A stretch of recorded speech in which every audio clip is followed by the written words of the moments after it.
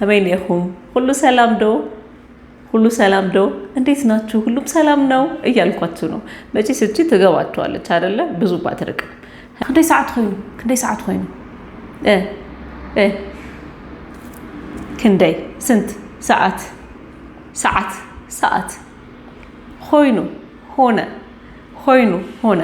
ስለዚህ የሆነ ሰው ክንደይ ሰዓት ሆይኑ ካላችሁ ስንት ሰዓት ሆነ እያላችሁ ነው ማለት ነው ስለዚህ ዛሬ የምናየው ምንድነው ማለት ነው ሰዓት በትግርኛ ሰዓትን እንዴት መናገር መቁጠር እንደምትችሉ የመጀመሪያውን ስለ ቁጥር የሰራነው ቪዲዮ ካያችሁ ደግሞ ይሄ በጣም ቀላል ነው የሚሆንላችሁ ቀድማችሁ እሱን ብታዩት ያቀለላችኋል ማለት ነው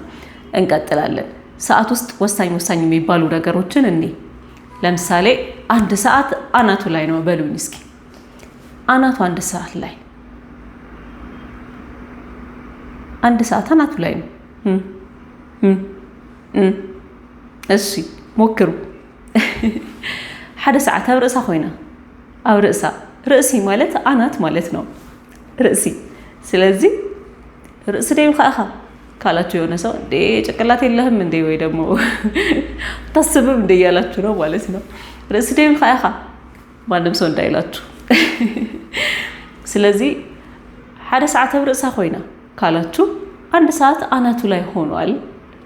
ማለት ፈልጋችሁ ነው ማለት ነው ሩብ ለማለት ስትፈልጉ ربعي حدن ربعن አንድ ከሩብ እሺ عسرت ስንት ነው ብለናል 10 አይደለ ስለዚህ አንድ ከ10 እስኪ በሉኝ እናንተ ደግሞ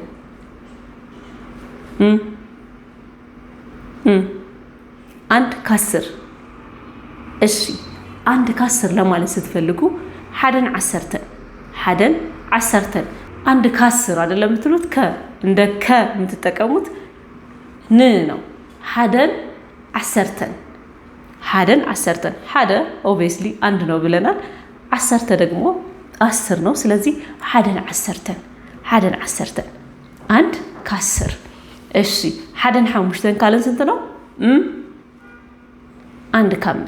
حدن 5 አንድ ከ5 እሺ ከ20 ለማለት 20 ስንት ነው 10 حدن እያለን እንቀጥላለን 2 ሰዓትም ከሆነ 2 3 ሰዓት ከሆነ 3 እሺ ስለዚህ حدن 20 ካልን ከ20 25 ስንት ነው ብለናል حدن 25 አንድ ከ25 እሺ ልንገምሰው ነው ደግሞ አንድ ተኩል ለማለት ደግሞ ስትፈልጉ حدن እሺ ተኩል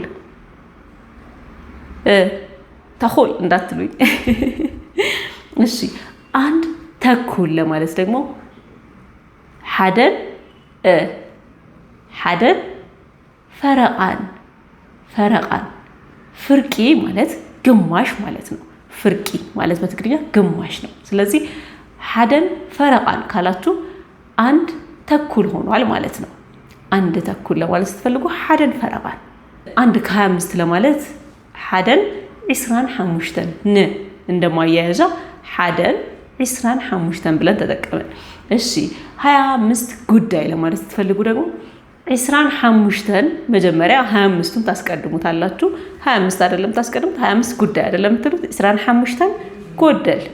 ጎደል ጉዳይ እንደማለት ነው 25 ጉዳይ ለማለት 25 ጎደል 20 ጎደል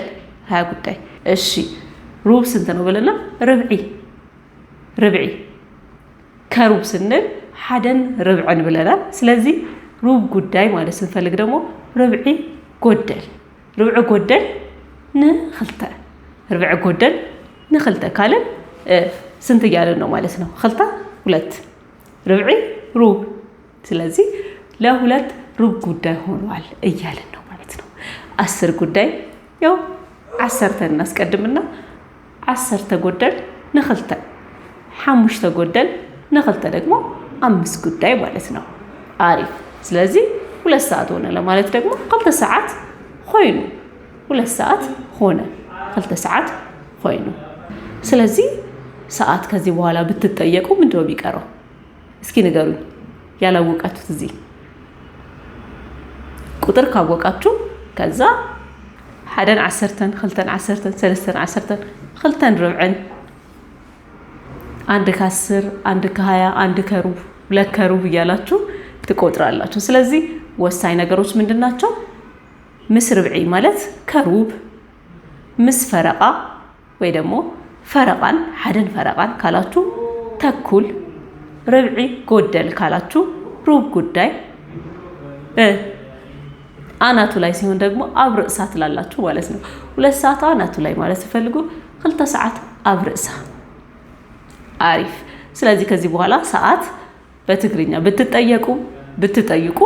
መግባባት ትችላላችሁ ማለት ነው አይደለ የቀረ ነገር ካለ ግር ያላችሁ ነገር ካለ ኮሜንት ሴክሽን ላይ ጻፉልኝ እሺ